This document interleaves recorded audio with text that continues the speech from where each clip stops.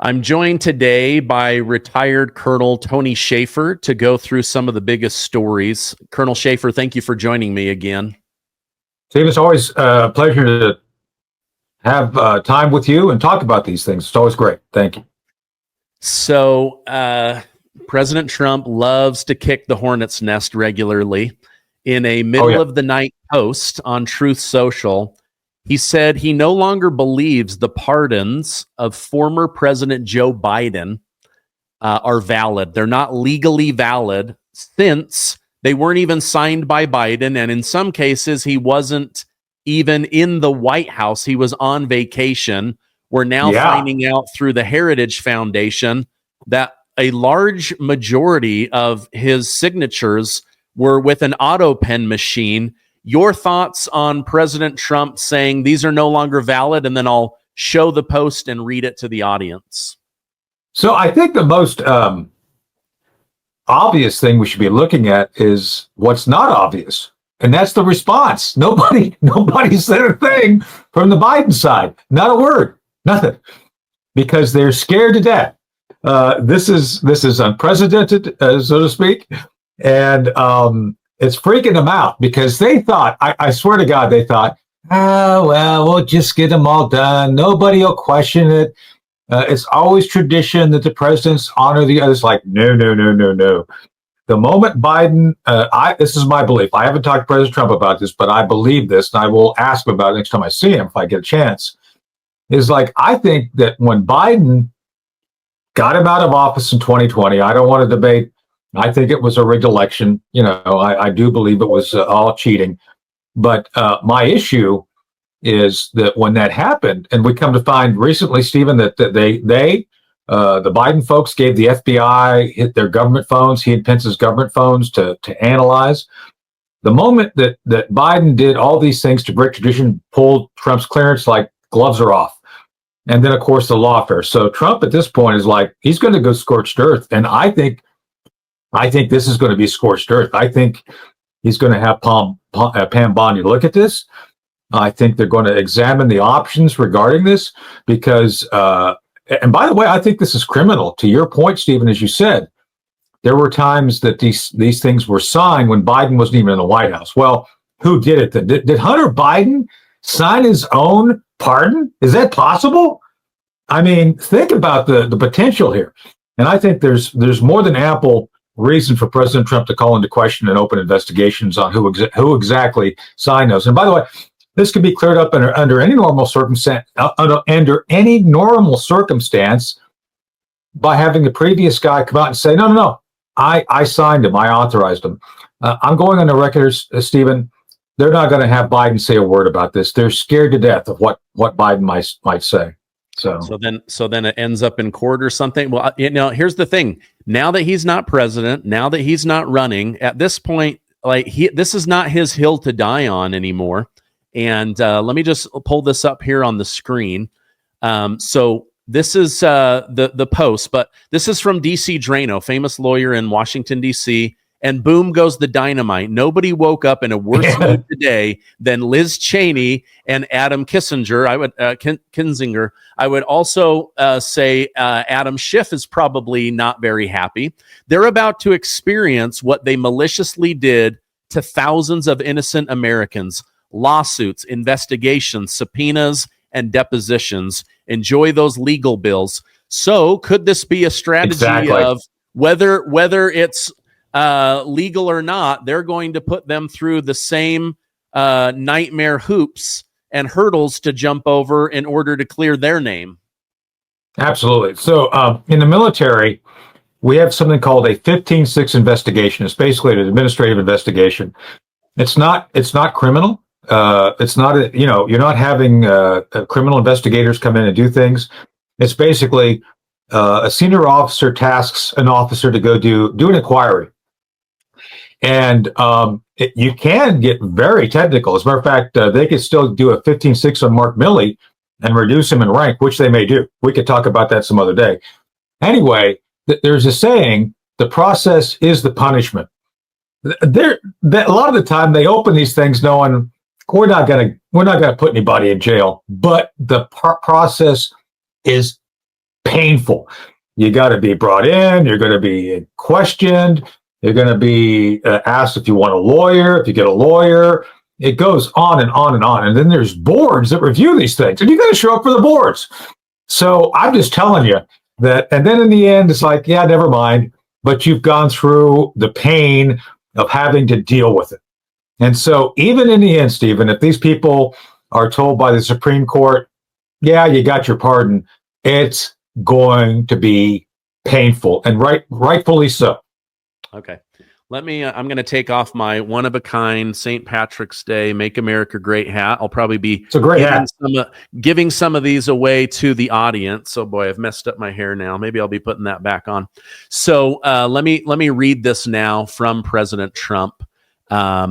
He says, the pardons that Sleepy Joe Biden gave to the unselect committee of political thugs and many others are hereby declared void, vacant, and of no further force or effect because of the fact that they were done by autopen. In other words, Joe Biden did not sign them, but more importantly, he did not know anything about them. The necessary pardoning documents were not explained to or approved by Biden. He knew nothing about them, and the people that did may have committed a crime. Therefore, those on the unselect committee who destroyed and deleted all evidence obtained during their 2-year witch hunt of me and many other innocent people should fully understand they are subject to investigation at the highest level. The fact is, they were probably responsible for the documents that were signed on their behalf without the knowledge or consent of the worst president in the history of our country, crooked Joe Biden. All right, your thoughts on that full rant?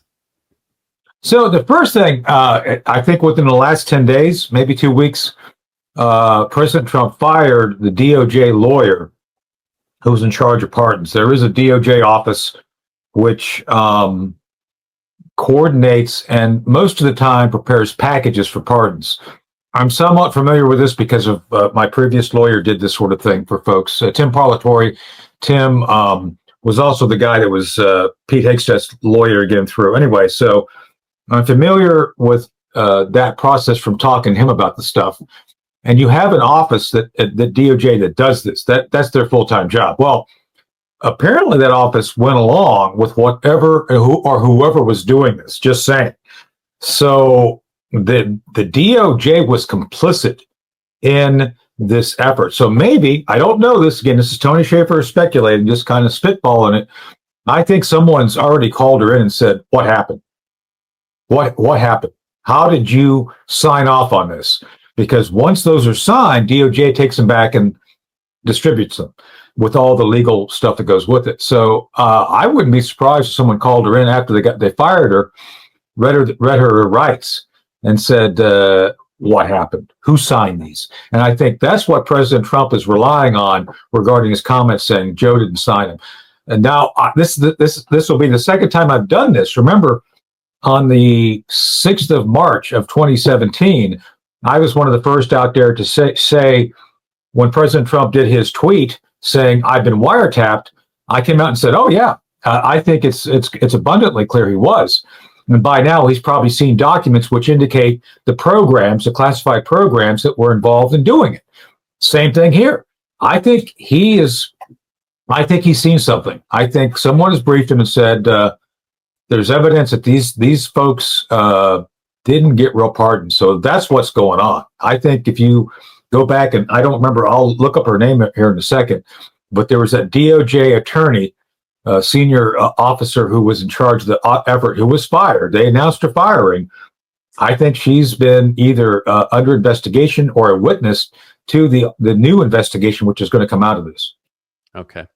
Thank you for that insight. Yeah, I have to imagine, everyone assumes that Trump is just this wild, wild west, shoot from the hip. But I have to imagine he's got a legal team that's been advising him, hey, listen, there's evidence that the sitting president did not know what he was aware of. They took advantage of his rapid cognitive decline. He may not even remember this. For heaven's sakes, he can't even remember how his own son Beau died. We believe that these could be unraveled. This is going to be a legal battle, Is this a road you want to go down? And based on how he was treated, vilified, his name trashed, slandered, I'll bet he said, if you think you have it, go for it, and that's where now this story is breaking. So it'll be really interesting to see what happens. Let me switch gears with you. I want to watch something with you, and then we will react to it together. Let me just pull this up. Everybody also agrees, I got from this morning, but I think we had before, that we waste a heck of a lot of money, and that somewhere around a third of all the dollars we spend on Medicare goes for nothing useful. We're not cutting Medicare benefits in this. We're trying to eliminate the third of the problem that's a waste, and this is a big entitlement. It's a big entitlement. Medicare, it exists. We got to figure out how to keep it from bankrupting the country without denying seniors what they're entitled to. That was Joe Biden's voice saying, listen, Medicare is going to bankrupt the country. 1/3 of Medicare is fraud. It's not useful. It's dragging us down. How come when Joe Biden says that, Democrats and Republicans all shake their head? The American people say, okay, yeah, we can cut out the waste. That makes a lot of sense. But then Donald J. Trump says that, and suddenly he's going to destroy the program. Seniors aren't entitled to health care. They just spin this thing out of control. Why the difference in how the media deals with it? I want to give my community a heads up on something that they should be on the lookout for. Right now, the stock market is crashing. President Trump is trying to right the ship and get things moving to make America great again.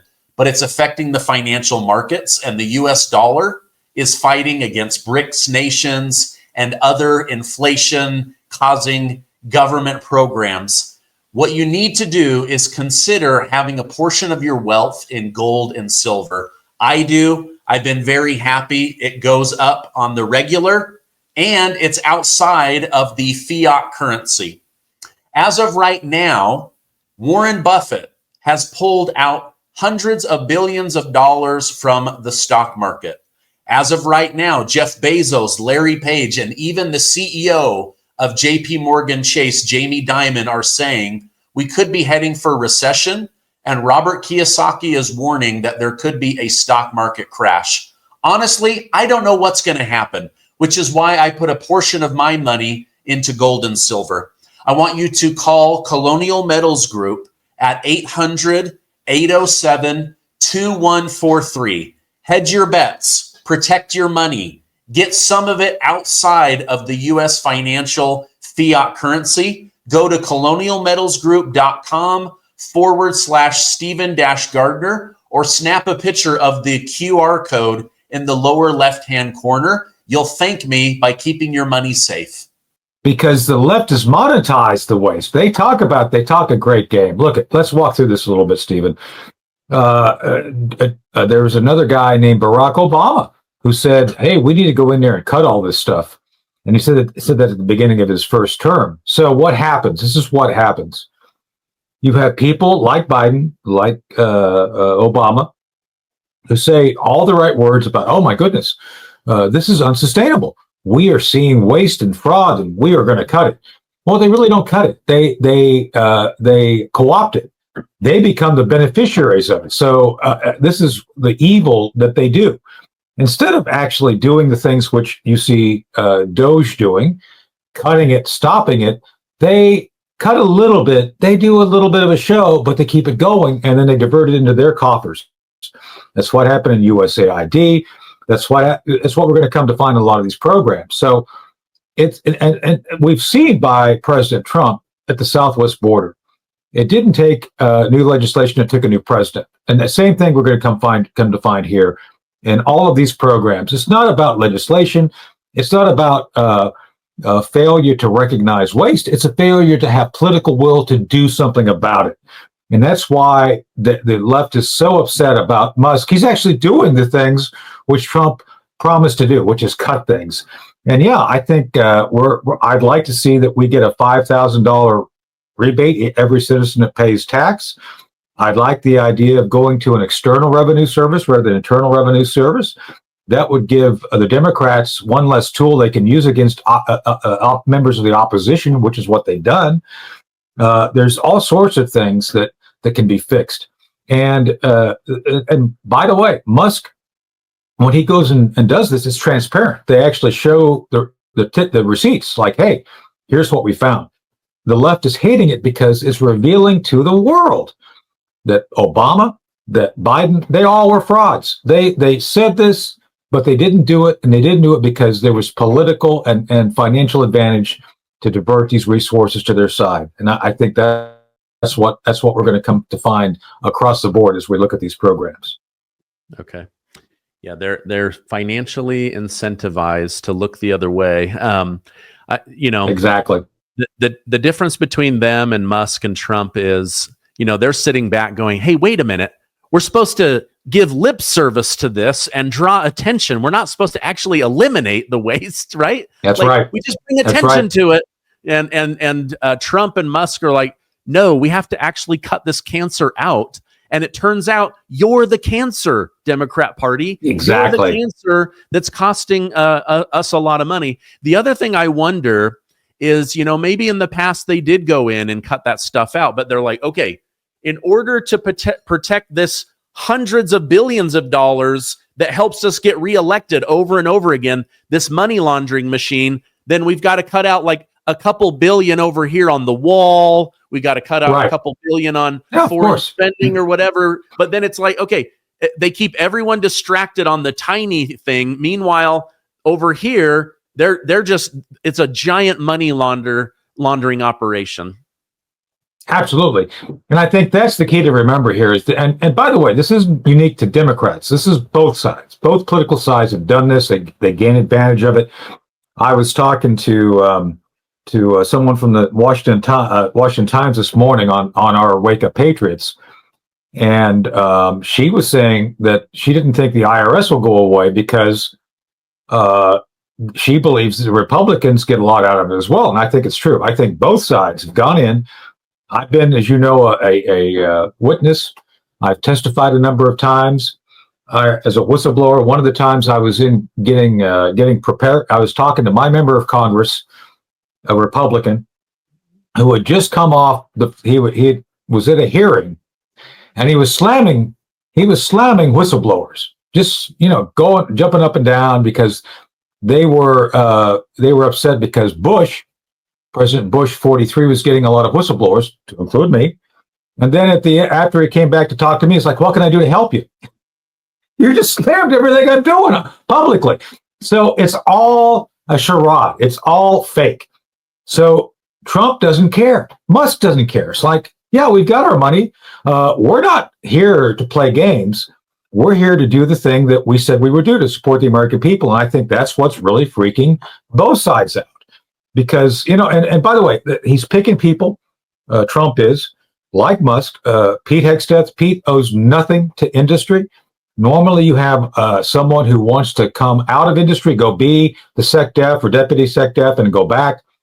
No, he owes nothing to Boeing, Raytheon, McDonnell Douglas, General Dynamics, owes nothing to him. Same with the other people he's picked. Their job is to come in and do the work of the people, which it should be. And frankly, I can't believe that we haven't been looking at this of how we go and hold those other folks accountable for having said what they did. I think this whole autopen thing, these other things, we're going to come to find in a year from now that most of what we have been tolerating was the government using our own money against us by politicians who were instantly corrupted when they got to Washington. And it's going to be quite the awakening. And I hope we can find ways to permanently change the way business has been done, because we, the American people, deserve better than to have politicians who screw us over once they get to Washington. So, amen. Wow. Amen. Okay. Let me switch gears with you. I want you to put your military experience hat on. So President Trump ordered a missile strike on key targets of Yemen as the Houthi terrorist group continues to attack commercial vessels, military vessels in and around the Red Sea. Tell me what you know about this, and was the USS Truman attacked as the Yemen leader is claiming? No, there was no attack. I've checked my sources. They have made tries. I'll say that they're making some pretty hefty attempts, but no, nothing has been hit so far. We've been able to effectively use countermeasures. So let's set that aside. I have said, for those who follow me on Newsmax, I've been saying for about a month now, watch for us to return to the offensive. It's kind of like it's coming, and here we are. And there's going to be other places. You know, he's already gone after ISIS leaders, Al Qaeda leaders. We are leaning forward to go after folks right now, and this is another logical effort. Now, let me be clear on why we're doing this, and this is linked to the economy, believe it or not. About between 17 to 20% of all global shipping goes through the Suez Canal, depending on who you talk to or what number you look at, between 15 and 20%, somewhere in there. 30% of all container traffic, you know, the containers you see on the back of trucks and trains on big ships, 30% goes through the Red Sea and the Suez Canal. Our friends, the Egyptians, and I do mean it sincerely, I'm a great admirer of the Egyptian people. I work with them. The Egyptian people have suffered greatly because of the Houthi. The revenue for transiting the Suez Canal is down something like $800 million over the past year. That's money that goes into the Egyptian economy. That's what runs Egypt. So the whole idea here is you have a bunch of rebels who are not even the legitimate rulers of Yemen, who they claim that they are, but they're not. You've got this rabble who 5 years ago were running around in Toyota 4x4s with AK-47s, now have ships, hypersonic weapons, and drones. How does it happen? Well, it happens because Iran funded it. Iran gave it to them. And the Russians helped too. And so what has happened here in one set of events, President Trump says enough's enough. We're not tolerating this anymore. Even though the Biden folks had done a show to go after the Houthi, they didn't do anything. They were hitting old targets. My sources were telling me we were putting ordnance on targets we knew to be empty by like months, but it was like on the target list at one point, and they just fired stuff at. So a waste of ordnance and an ineffective effort to do a show of force that didn't scare anybody. Well, that's over. So this attack, I would hazard to say, did more damage in 24 hours than Biden did over 3 years against the Houthi. Just saying. And more is coming. I think they killed at least two Houthi major leaders. I have not got confirmation of that. I think at least two. And we're going to see more. But at this point, the policy is the Houthi will not prevent or hamper any trade going through the Red Sea and to the Suez Canal, period. And that may mean even more severe operational actions against them should they continue to try to fight back. If I were the Houthi, I'd get back. I'd drop all the high-tech stuff, go back to running around in Toyota 4x4s, and call it a day. Just saying. Okay. Let me present two opposing ideas that I'm reading on the internet.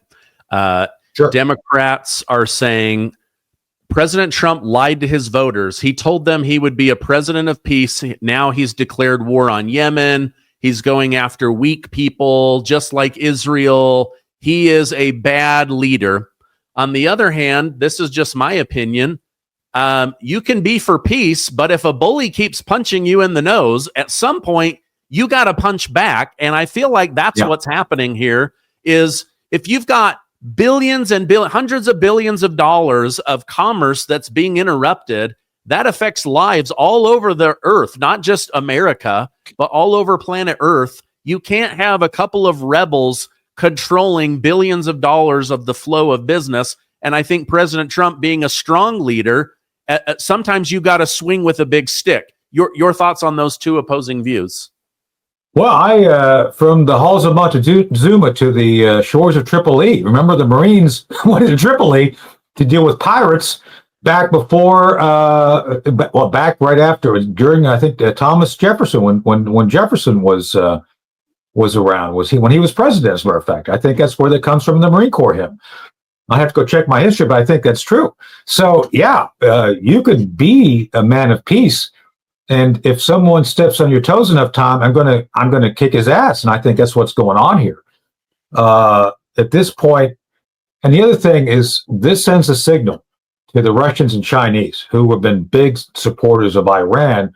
This all roads at this point link back to Iran regarding the region, and the Israelis have been very effective in eliminating Hamas. They've really hobbled Hezbollah. And at this point, the only one left that's been semi-effective was the Houthis. So these are all the proxies of the Iranians, which have been really diminished. Are there a few militia in Iraq that belong to Iran that still are doing things? Yeah, but they're going to be dealt with if they continue as well. The bottom line, in my judgment, Stephen, is this is Reagan-esque. Reagan was a man of peace. I think it's arguable. And by the way, the START treaties are coming up soon.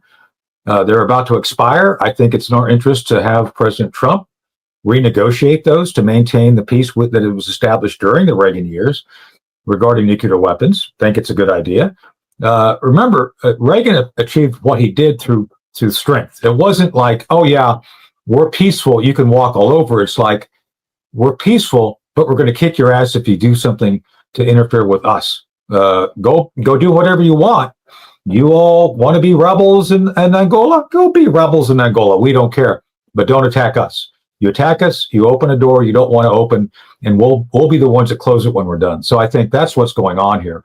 And I think the left is always going to whine. Oh, by the way, I didn't hear any line from the left regarding anything Biden did regarding expansion of the war in Ukraine, which we're still suffering from, just saying. So, yeah.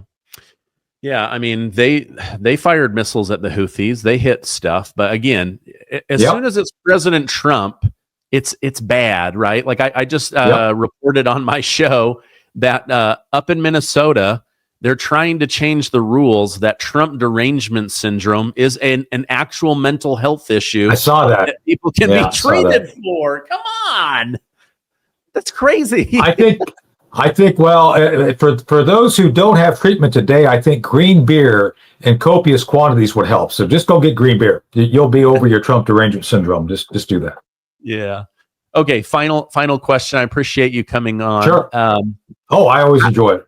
How do we get Vladimir Putin of Russia to end the war? Right now, he seems to be putting a lot of trust in President Trump and Trump's good intentions. I believe he thinks Trump is a peacetime president that's also not afraid to get involved if he has to. But recently, it was said that Biden was fully to blame for the actions towards Russia. This is why the war started. How do we get Putin now to end this? Or is the ball really more in Zelensky's court?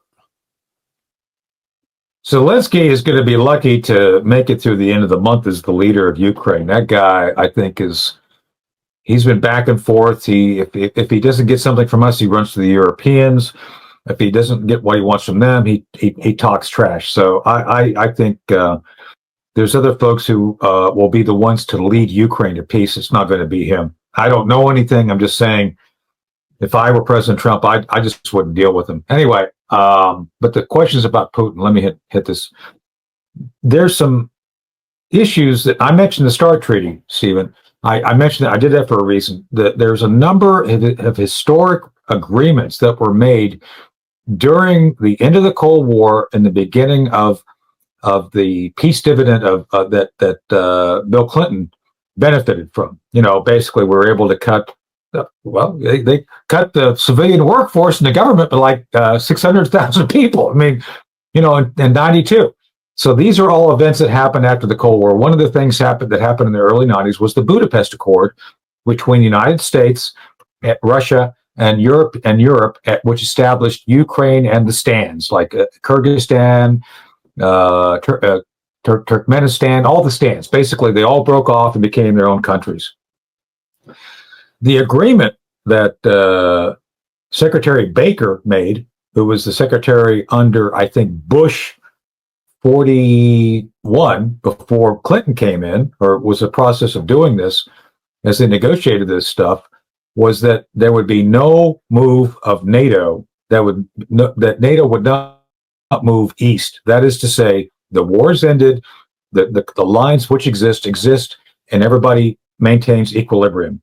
And then Ukraine was formed, this and the other. So the Russians feel in 2009, when they really started pushing Latvia, Estonia, and other Baltic nations into NATO and continued to expand east, that violated the framework of the agreement. So this is their grievance. This is what Putin feels. And I get it. My friend Danny Davis pointed out on a British show last night, the British didn't like it. It's like the United States would not tolerate a Warsaw Pact country being, right on our border during the Cold War. We'd have never permitted Mexico to become a member of the Warsaw Pact. Would never have happened. So we have to accept that. We don't have to like it. You don't have to say, oh my goodness, you're pro-Russian because you recognize their point of view. You have to accept that they have a historic perspective on things. And I'm glad you asked about this, because the Russians have invaded multiple times. Let's go through this briefly. Mongolia, 1223. The Teutonic folks from Germany, 1240. The Ottoman Empire, 1570. Poland, 1609. Sweden, 1708. France, Little Napoleon, or Big Napoleon, depending on perspective. France, 1812. The Ottoman, French, and British empires went into Crimea in 1853. Japan, 1905. Germany, 1914. Allied intervention, that's us. We went in there, 1918. We supported the White Russians. Japan, again, 1918 on the other side. Germany, 1940. And now Ukraine, 2024. Remember, they're holding Kursk. So I'm just saying, it's not me. It's history. It's on the internet. You can check it. So if we continue to pretend we don't understand the grievances, you like Biden did, and Blinken and Jake Sullivan, you're going to have a nuclear war, as President Trump pointed out, and I agree with him. We have to accept that the Russians are never going to permit certain things. There are red lines which they're going to live by. It is what it is. I didn't create it. I'm not for it. I'm just telling you, we have to understand that, and that's where we're at. The Biden folks wanted war, as we've come to find out now, Stephen. Joe Biden did not know he signed something, which I think was done by autopen, shutting off LPG, liquid petroleum gas, to the Europeans. Speaker Johnson had to confront him on it. It's like, hey, the Europeans, why did you suspend this? Oh, I didn't suspend this. The video's out there. I just watched it on my show this morning when we were talking to our patriots. Speaker Johnson said, no, you shut it off. Oh, no, I did. I signed a thing to study the effects of it. No, you didn't. But Biden didn't know what he was signing. But what was signed was a prohibition. It stopped American exports.